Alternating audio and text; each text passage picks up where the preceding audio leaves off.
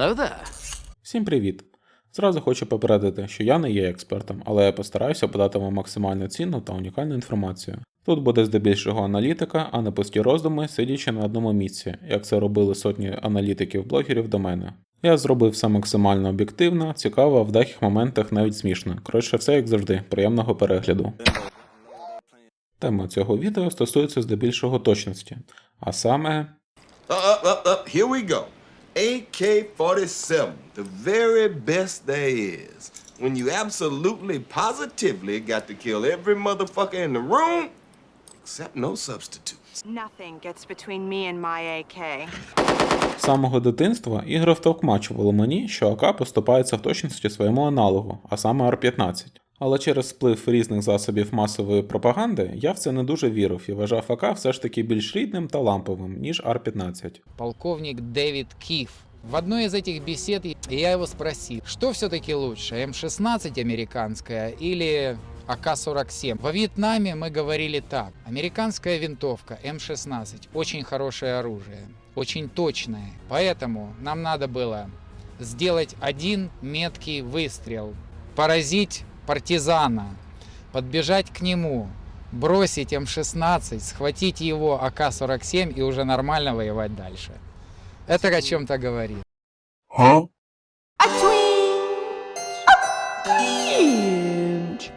Якось досягнувши 25-річного віку, а саме такий вік в Україні дозволяє купувати будь-яку нерізну зброю, я пішов в магазин «Прапорщик». За $900 я придбав собі нове весло в мастилі. Слово «нове» в лапках, бо дійсні нові АК ідуть в дерев'яних ящиках, обмотані промокашкою. Те, що продають в магазинах, це у кращому випадку АКМ зі складів зберігання, потім оцивільнений на якомусь збройовому заводі. А в гіршому випадку це також оцивільнений автомат, але на зберігання відправлений не з Тульського чи Іжевського заводу, а той, який довго служив у війську.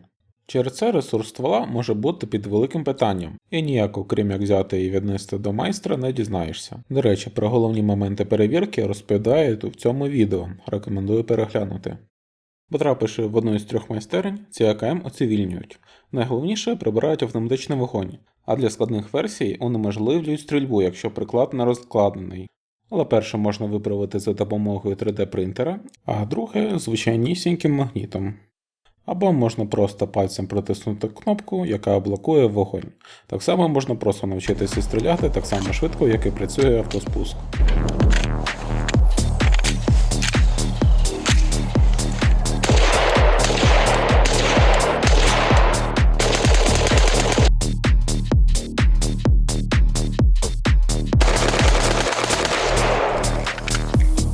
Взагалі, оцивілення АК в країнах СНД здійснюється дуже варварськими методами. При цьому імпортні екземпляри ніхто не чіпає взагалі. Хоча принципової різниці у смертоносності між мисливською гвинтівкою на базі АК і, скажімо, Ар-15 немає. Також у цих збройових заводах штифтують цілик на 300 метрів і ставлять крем-мітки і на стволі, і на патроннику, такі собі смайлики. Крем-мітка – це своєрідний відбиток пальця кожної зброї, який залишається на частинах стрільного боєприпасу, капсулі, гільзи та кулі. Хоча насправді жоден закон їх до цього не зобов'язує. Причому ціликом особливо смішно те, що підняття далі цілика вони заблокували на 300 метрів, і теоретично не можна прицільно стріляти більше. Водночас мітка П, яка позначає похідний режим або постійний прямий постріл, не зафіксована штифтом. Ця мітка відповідає ураженню цілей на дистанції до 350 метрів на 7,62 і 440 для 5,45. У Радянському Союзі дійшли висновку, що вогонь зазвичай вестиметься саме на такій дистанції, тому саме в цьому положенні перемикача солдат повинен був нести службу. Як у КВН кажуть, це вам так, для інформації, гарний жарт продумайте самі.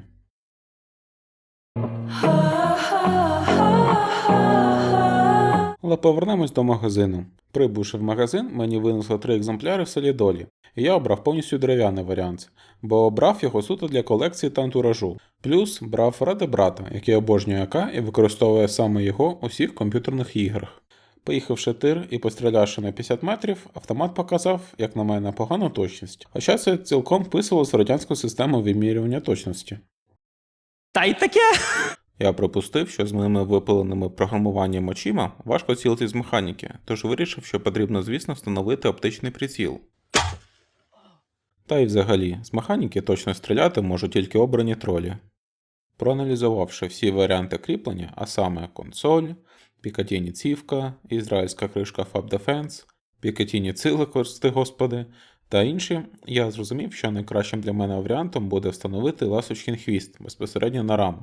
Як то кажуть, скупий платить двічі, а в моєму випадку навіть тричі.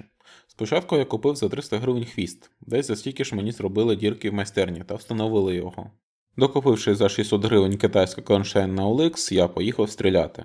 І після першого пострілу весь кронштейн розімкнувся і впав разом з оптикою.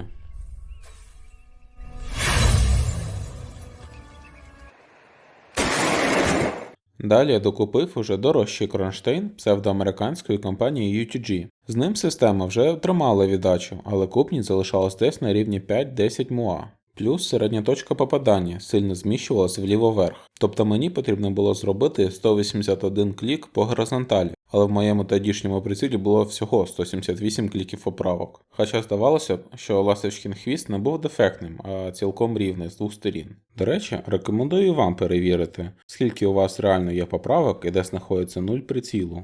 Зрозуміло, що дешевий хвіст, який тримається на тонкому штампованому листі металу, на кінці якого важкий приціл, може являти собою систему, яка нагадує зламаний годинник, що двічі на добу показує правильний час, так і в цій конфігурації іноді може траплятися влучання в центр мішені.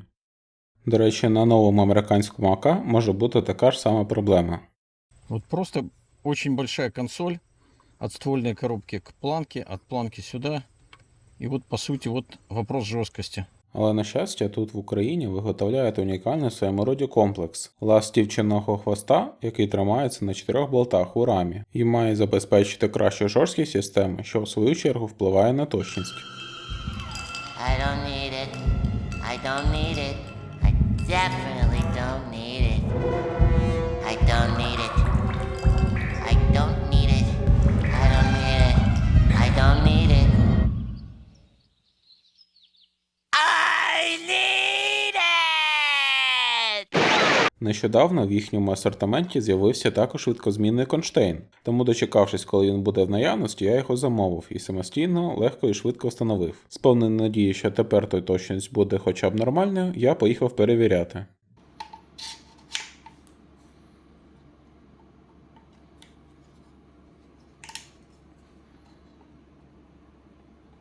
Також запозичив у одного з членів нашої спільноти 10-зарядний магазин, бо з 30-зарядним дуже високо стою, і це погано впливає на точність. Окрім того, так було зручніше цілитися та перезаряджати. Також я спеціально знімав магазин, щоб уникнути подвійного пострілу, бо при натисканні спускового гачка у снайперському стилі це має бути повільно і без ривків. Після моменту пострілу і повернення затворної рами, палець може випадково викликати ще один постріл, на відміну від ситуації, коли спуск натискають швидко та до кінця. У мене таке раніше траплялося разів 5. Свій тест почав з кронштейном UTG, але вже на ласточкиному хвості від Krug. Точність, як мені здалося, стала кращою, ніж китайським кронштейном. Принаймні, я хоча б влучаю в мішень. До того я влучав у мішень лише на 25 метрах, і то якщо цілився в крайню праву точку мішені. Однак між китайським та українським хвостом різниці в товщини на початку та на кінці хвостової частини, якщо виміряти інженерним мікрометром, не виявлено. Далі по плану я встановив кронштейн Krug. Другий постріл потрапив майже туди ж саме, куди і перший. У мене вже забігали ендорфіни в мозку, нарешті я знайшов правильну конфігурацію і зможу стріляти точно.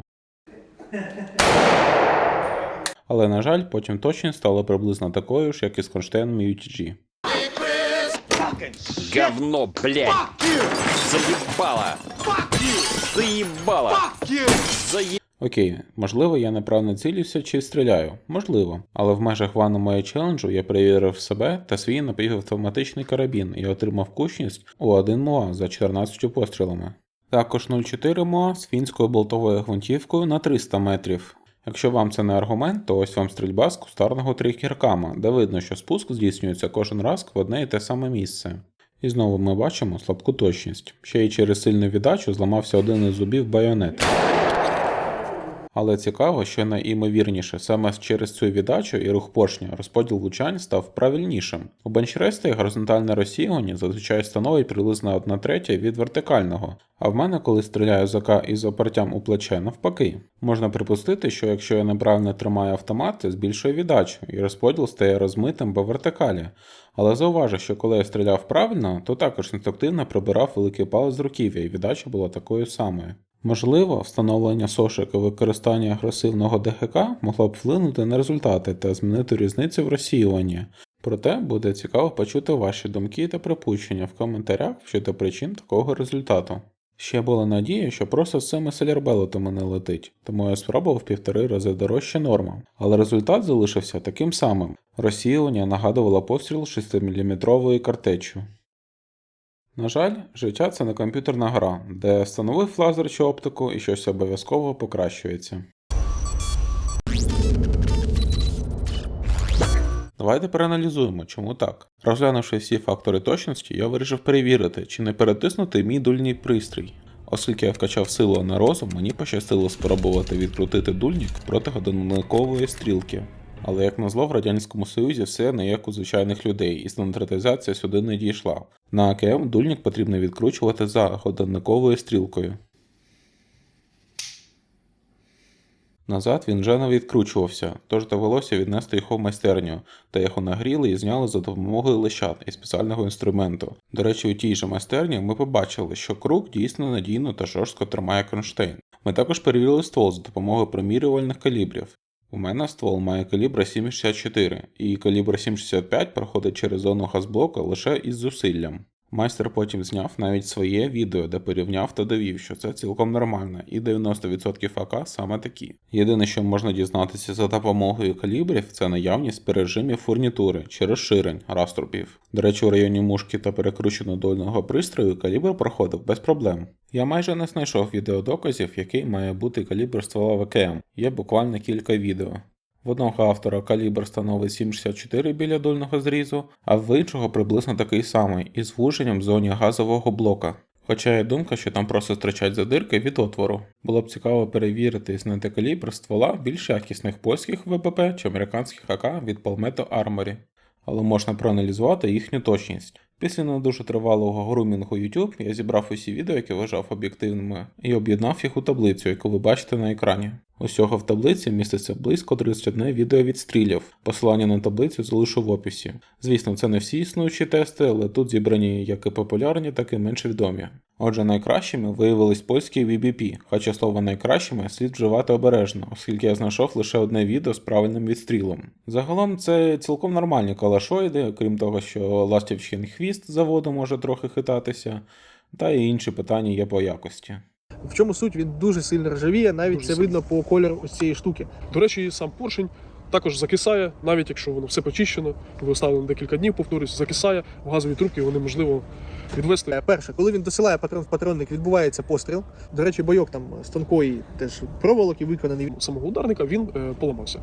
Такого у нас ні разу не було з АК-74, Також у нього калаш видавав отсечку по 2 набої, ну і то він з магазину за 60, менше ніж 60 тисяч гривень придбав АК-223, який має можливість стріляти по 2 набої. На другому місці з невеликим відривом розташовується американський PSA. І це не дивно, адже в Америці виготовляють цілком якісні стволи.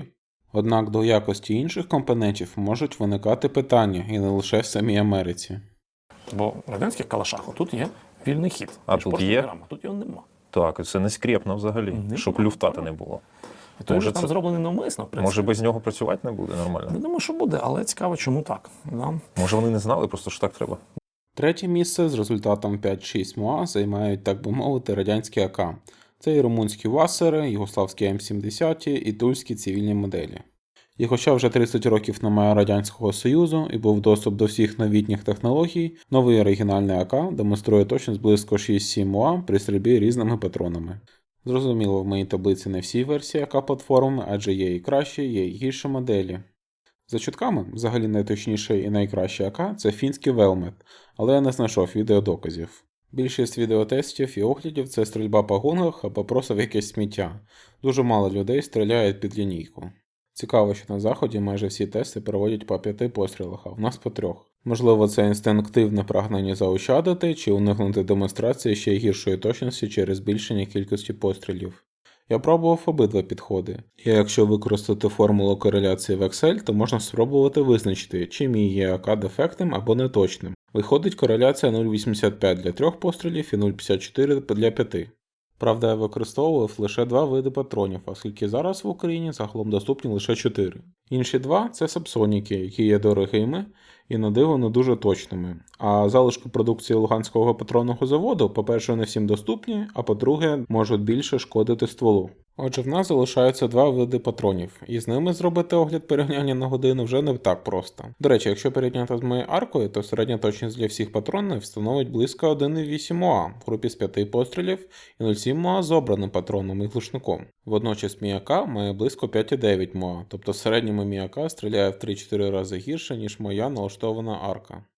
До речі, про налаштування. Як варіант, можна було б спробувати ДГК. Здається, все логічно і просто, і це навіть уже було доведено мною в попередньому відео. Точність доведена буде кращою, але це зіпсує зовнішній автентичний вигляд, і в кращому випадку покращить купність лише на 20%. Тобто замість 7 МОА буде, скажімо, 4,5. А головне, вже хтось до мене тюнінгував свій АК, навіть робили вільно вивішений ствол і ставили потужні сошки. Але точність не сильно покращувалася і залишалася на рівні 7 МОА. А ці дані досить сильно суперечать уявленням багатьох любителів зброї, які, можливо, дивляться це відео зараз. Тут можна абстрагуватися і пофантазувати, і поглянути з іншого боку. Наприклад, можна припустити, що сам патрон якийсь неправильний чи сирий, і тому він в принципі не може бути точним. Окей, якщо прочесати YouTube, то можна знайти з десяток винятків, які демонструють солідну точність набою 7,62х39, але на інших платформах. Є і точні болтовики, як тут, і ось тут, і ще ось тут, і ще тут, і тут, та нарешті тут. Є і точні AR-платформи, як зараз на відео, або на ось цьому відео, або на цьому, або ще тут. Існує навіть бренд 7,62х39 та Achtung переломки. Ба більше, є відеовідстрілу АК в калібрі 2.23, але і тут точність залишається приблизно на рівні 7,62. А тут, при прямому порівнянні АК з AR-15, точність теж гірша в 2-3 рази. Так само і в цьому порівнянні. Можливо, проблема саме в унікальності конструкції АК, і вона просто не може бути точною. Давайте розглянемо якраз цю унікальність. Патенту на платформу АК не має жодна фірма чи країна, адже в кожній державі діє своя система патентного законодавства, або відсутнє патентне право як таке. Наприклад, у США патентне право діє 25 років. Вони визначили цей термін, вважаючи, що якщо не ти, то умовно хтось інший дійде до такого ж рішення за 25 років в будь-якому разі. Хоча насправді нічого прям унікального та проривного в АК немає. Усі його рішення були реалізовані раніше. Ніде правди сховати. Навіть сам Калашніков писав у своїх мемуарах, що конструкцію затвора він запозичив не у Шмайсера, а саме у Гаранда. Хоча в цьому немає нічого поганого чи ганебного. Будь-який механізм є тією чи іншою комбінацією давно відомих технічних рішень. До речі, рекордсменом за кількістю винайденої зброї вважається Джон Браунінг, плюс до цього його розробки ще й масово вироблялися. Варто зазначити, що унікальність чи певне покращення конструкції не завжди є позитивним явищем. І вся ця аналоговнативщина з тієї ж п'єси. Якщо ніхто це не робить, скоріш за все це просто нікому масово не потрібно. Однак у вас може виникнути питання, якщо АК є неточним, сильно ржавіє і в деяких тестах навіть поступає з AR-15 за надійністю, то чому його вже 80 років продовжують виробляти в багатьох країнах? Чому він побував майже в усіх збройних конфліктах, зображений на 10 прапорах африканських країн і загалом його виготовлено понад 200 мільйонів одиниць? І правильна відповідь – це радянська політична економіка. Хоча перші АК були фрезерованими, після того як тільки контрибований Шмайсер допоміг радянській владі освоїти технологію штампування, АК почали масово виготовляти на всіх збройних заводах СРСР і її сателітів у рамках Варшавського блоку. Адже тоді справді готувалися до Третьої світової війни і перемоги соціалізму у всьому світі.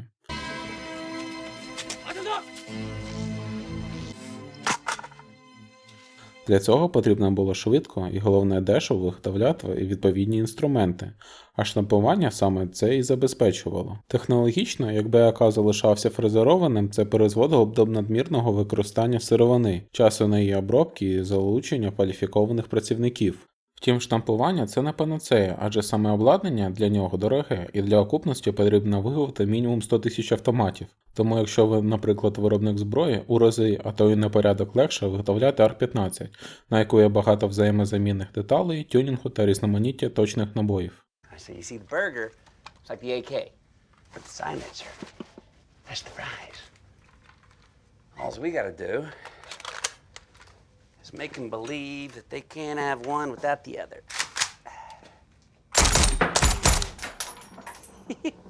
Однак реальні переваги у АК таки є. Перше – це простота обслуговування. Як уже зазначалось, є ризик, що АК можуть використовувати не дуже розумні чи навіть неосвічені особи, а інколи і неповнолітні солдати, тому втратити велику деталь складніше, ніж маленьку. Наступне – це затвор поршень. АК має ширші пази затвора та значний перебіг рами затвора, що забезпечує більшу надійність при використанні слабшого пороху. Маса рами затвора працює як акумулятор кінетичної енергії. Чим більше її розганяють, то тим більша кінетична енергія і тим вища стабільність під час руху. Маса в цьому контексті важливіша за швидкість для забезпечення стабільності та надійності.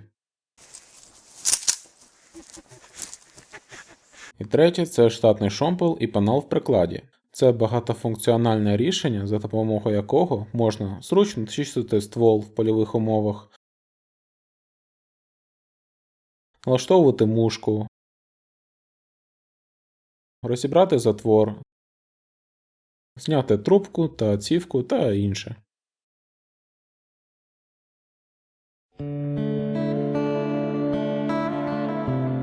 Ну ось майже все.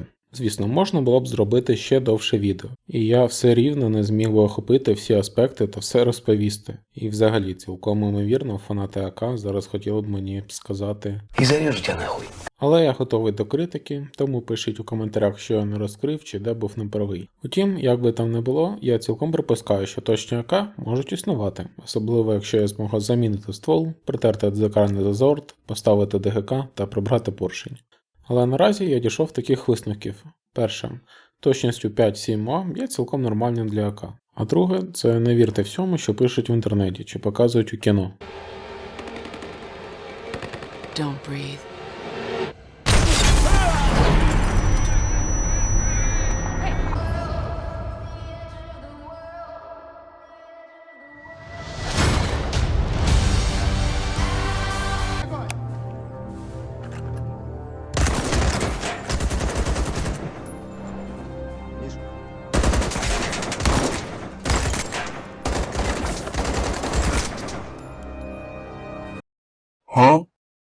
Насправді воно буде виглядати якось так.